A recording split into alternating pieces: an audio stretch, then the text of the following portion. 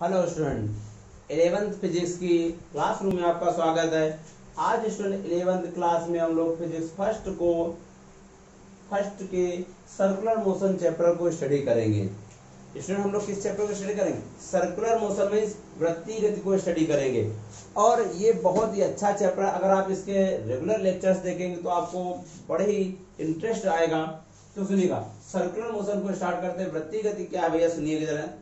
कि जब कोई भी particle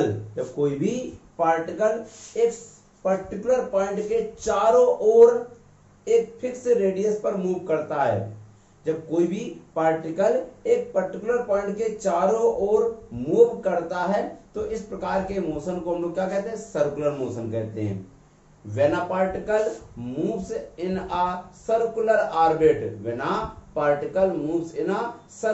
orbit, then this type of motion of object is known as circular motion. जब कोई पिंड किसी निश्चित बिंदु को अक्ष मानकर उसके परितः गति करता है, निश्चित बिंदु को अक्ष मानकर उसके परितः गति करता है, तो पिंड की इस प्रकार की गति को हम लोग वृत्तीय गति कहते हैं। किसे वृत्तीय गति कहते हैं? जब कोई पिंड किसी निश्चित बिंदु को अक्ष मानकर उसके परितः गति करता है तो इस प्रकार की गति को हम क्या कहते हैं? वृत्तीय गति कहते हैं। किसे वृत्तीय गति कहेंगे? जब कोई पिंड किसी निश्चित बिंदु को अक्ष मानकर उसके परितः गति करता है तो इस प्रकार की गति को वृत्तीय गति कहते हैं। Means when a particle moves in a circular orbit, सीधी सी when a particle moves in a circular orbit, then this type of motion of object is known as circular motion. किसे circular motion कहेंगे? When an object moves in a circular path, then this type of motion of object is known as circular motion. अब बात आती है angular displacement, जिसको कोणीय विस्थापन कहते हैं। एंगुलर डिस्प्लेसमेंट मतलब कोणीय विस्थापन कहते हैं। ये क्या होता है भैया? कि जब कोई पार्टिकल सर्कुलर पाथ पर मूव करता है, सर्कुलर पाथ पर जैसे मूव कर रहा है तो सर्कुलर पाथ के हर पॉइंट से होकर जाता है कि नहीं? कोई भी पार्टिकल अगर सर्कुलर पाथ पर मूव करता है, मींस वृत्तीय पथ पर गति करता है, तो वह पार्टिकल हर पॉइंट से होकर जाता है, सर्कुलर पाथ के हर पॉइंट से होकर जाता है। तो कोई भी दो पॉइंट ले लीजिए, तो उन दो पॉइंट के बीच जो सेंटर पर एंगल कंस्ट्रक्ट होगा, सर्कुलर मोशन हो रही है, सर्कुलर पाथ में कोई भी दो पॉइंट ले लीजिए, तो इन दो पॉइंट द्वारा सेंटर पर जो एंगल बनेगा, उस एंगल को ही हम लोग एंगुलर डिस्प्लेसमेंट कहते हैं। कब? कि जब कोई भी पिंड एक वृत्तीय पथ पर गति करता है। कौन से पथ पर? वृत्तीय पथ पर गति करता है, तो पिंड द्वारा दो स्थितियों में केंद्र पर बने कोण, दो स्थिति, पहले यहां था फिर मूव करते हुए यहां पहुंच गया, तो इन दो स्थितियों द्वारा केंद्र पर जो कोण बन जाता है, इस कोण को हम लोग क्या कहते हैं? कोणीय विस्थापन कहते हैं। क्या कहते हैं? कोणीय विस्थापन कहते हैं। तो जब कोई पिंड वृत्तीय पथ पर गति करता है, कौन से पथ पर? वृत्तीय पथ पर गति करता है, तो पिंड द्वारा केंद्र पर बने कोण को, कहां पर? केंद्र पर बने कोण को कोणीय विस्थापन कहते हैं। किसे कोणीय विस्थापन कहते हैं? जब कोई पिंड वृत्तीय पथ पर गति करता है तो पिंड द्वारा केंद्र पर बने कोण को कोणीय विस्थापन कहा जाता है। इसे डेल्टा थीटा से प्रदर्शित करते हैं। इसका फार्मूला क्या होगा? जैसे मान लीजिए ए से मूव करना स्टार्ट करता है, बी पर पहुंच जाता है, तो ये फार्मूला पड़ा होगा कोण बराबर 4/त्रिज्या, कोण बराबर 4/त्रिज्या delta S upon R. English में कैसे समझेंगे? कि when a particle moves in a circular path, then angle form at the center during circular motion is known as angular displacement. किसे angular displacement कहेंगे? Angle formed at the center during circular motion is known as angular displacement. यानी circular motion में centre पर जो angle form होता है, इस angle को एंगुलर डिस्प्लेसमेंट कहते हैं। किसे एंगुलर डिस्प्लेसमेंट कहते हैं? सर्कुलर मोशन में सेंटर पर जो एंगल कंस्ट्रक्ट होता है, उस एंगल को एंगुलर डिस्प्लेसमेंट कहते हैं। और angular displacement is equal to, जैसे आपने पढ़ा, angle is equal to arc upon radius, तो angle is equal to arc upon radius, delta S upon R, इसकी यूनिट जो होती है वो रेडियन होती है। क्या होती है बेटा? रेडियन होती है। अब आ जाती है टोटल एंगुलर डिस्प्लेसमेंट, संपूर्ण कोणीय विस्थापन। तो आपने कहा देखिए कि जब वृत्तीय गति होती है तो इन दो स्थितियों में एंगल जो बनता है, इस एंगल में सर्कुलर मोशन जब होती है तो इन दो कंडीशन द्वारा एंगल जो बनता है सेंटर पर, उसे हम लोग एंगुलर डिस्प्लेसमेंट कहते हैं, कोणीय विस्थापन कहते हैं। क्या इसे कोणीय विस्थापन नहीं कहेंगे? एंगुलर डिस्प्लेसमेंट इसे भी तो कोणीय विस्थापन कहेंगे, इसको भी तो कोणीय विस्थापन कहेंगे। यहां से मूव करते हो यहां पहुंच गया तो ये भी तो कोणीय विस्थापन एंगुलर डिस्प्लेसमेंट है। अगर टोटल एंगुलर डिस्प्लेसमेंट निकाला जाए तो टोटल एंगुलर डिस्प्लेसमेंट क्या होगा बेटा? 360 होगा। कितना होगा? 360 मतलब 2 into 180 मतलब पाई। तो टोटल एंगुलर डिस्प्लेसमेंट की वैल्यू 2 पाई होगी। कितनी होगी? 2 पाई रेडियन, यानी संपूर्ण कोणीय विस्थापन का मान 2 पाई रेडियन होता है। कितना होता है? 2 पाई रेडियन होता है। अब बात आती है कोणीय वेग की। बात करते हैं किसकी बात करते हैं? कोणीय वेग। तो कोणीय वेग क्या होता है सुनिएगा, एंगुलर वेलोसिटी जिसको कहते हैं। क्या कहते हैं? Angular velocity. अच्छा, वेग की परिभाषा नहीं, वेलोसिटी की परिभाषा क्या पड़ी है? v equal delta S upon delta T.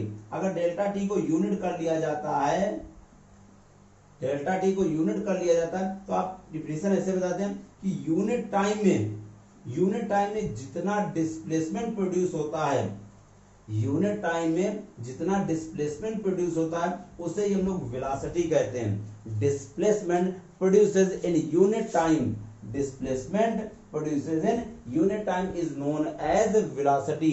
यानी एकांक समय में जितना विस्थापन उत्पन्न होता है, एकांक समय में जितना विस्थापन उत्पन्न होता है उसे वेग कहते हैं। एकांक समय में जितना विस्थापन उत्पन्न होता है उसे वेग कहते हैं। Means displacement produces in unit time is known as velocity.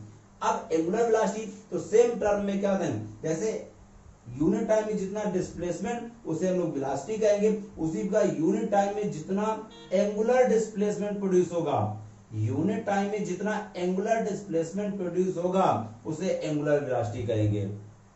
इसे एंगुलर वेलोसिटी कहेंगे। यूनिट टाइम में जितना एंगुलर डिस्प्लेसमेंट प्रोड्यूस होगा, यूनिट टाइम में जितना एंगुलर डिस्प्लेसमेंट प्रोड्यूस होगा उसे हम लोग एंगुलर वेलोसिटी कहेंगे।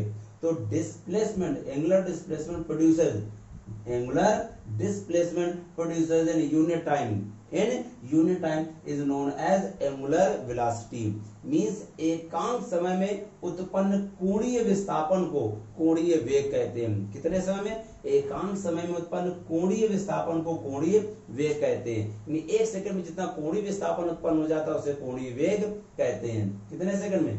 1 सेकंड में जितना कोणीय विस्थापन उत्पन्न हो जाता है उसे कोणीय वेग कहते हैं। अगर यूनिट निकाली जाए तो रेडियन पर सेकंड, डायमेंशन भाई इसकी डायमेंशन तो होगी नहीं, टाइम की टी होती है, टी ऊपर जाएगा, t-1 हो जाएगा। तो कोणीय वेग यानी एंगुलर वेलोसिटी क्या बेटा, फिर सुन लीजिए कि 1 सेकंड में जितना सेंटर पर एंगल बनेगा, 1 सेकंड में जितना सेंटर पर एंगल बनेगा उसे हम लोग एंगुलर वेलोसिटी कहते हैं। किसे एंगुलर वेलोसिटी कहते हैं? 1 सेकंड में जितना सेंटर पर एंगल बन जाएगा, सर्कुलर मोशन हो रही है, उस कंडीशन में 1 सेकंड में जितना सेंटर पर एंगल बन जाएगा, 1 सेकंड में जितना सेंटर पर एंगल बन जाएगा उस एंगल को हम लोग एंगुलर वेलोसिटी कहते हैं। अब आगे का टॉपिक पढ़ाने के लिए आपको थोड़ा सा 2 टर्म की बात करते हैं जो कि पहले छोटी क्लास में पढ़ चुके हैं। 2 टर्म कौन कौन से? एक भैया फ्रीक्वेंसी की बात करते हैं और दूसरा टाइम पीरियड की बात करते हैं। फ्रीक्वेंसी और टाइम पीरियड। देखिए फ्रीक्वेंसी क्या है? फ्रीक्वेंसी जिसको आप लोग कहते हैं हिंदी में आवृत्ति कहते हैं भैया, और इसको आवर्तकाल कहते हैं। आवृत्ति क्या भैया कि 1 सेकंड में जितने ऑस्किलेशन होते हैं, मतलब चक्कर होते हैं, चक्कर कहते हैं, रोटेशन कहते हैं, तो 1 सेकंड में ऑस्किलेशन इन 1 सेकंड, 1 सेकंड में जितने कोई भी पिंड ऑब्जेक्ट चक्कर लगाता है, 1 सेकंड में जितने चक्कर लगाता है उसे हम लोग फ्रीक्वेंसी कहते हैं। किसे फ्रीक्वेंसी कहते हैं?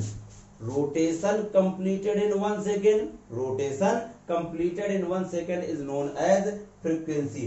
किसे फ्रीक्वेंसी कहते हैं? Rotation completed in 1 second is known as frequency. 1 second में लगाए गए चक्करों की संख्या को आवृत्ति कहते हैं। किसे आवृत्ति कहते हैं? Rotation completed in 1 second, 1 second में लगाए गए चक्रों की संख्या को आवृत्ति कहते हैं। एन से डिनोट करते हैं, किससे डिनोट करते हैं? एन से डिनोट करते हैं। उसी प्रकार एक चक्कर का जो समय होता है, time of one rotation, time of one rotation is known as time period.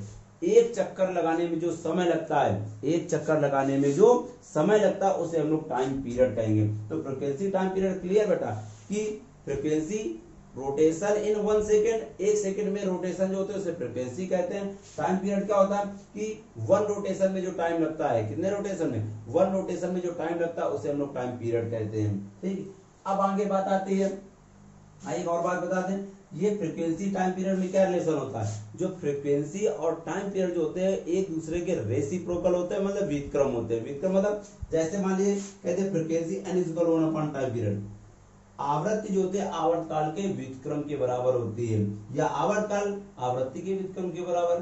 ठीक, तो कुल मिला के दोनों एक दूसरे के रेसिप्रोकल होते हैं। अब बात आती है संपूर्ण कोणीय वेग, टोटल एंगुलर वेलोसिटी।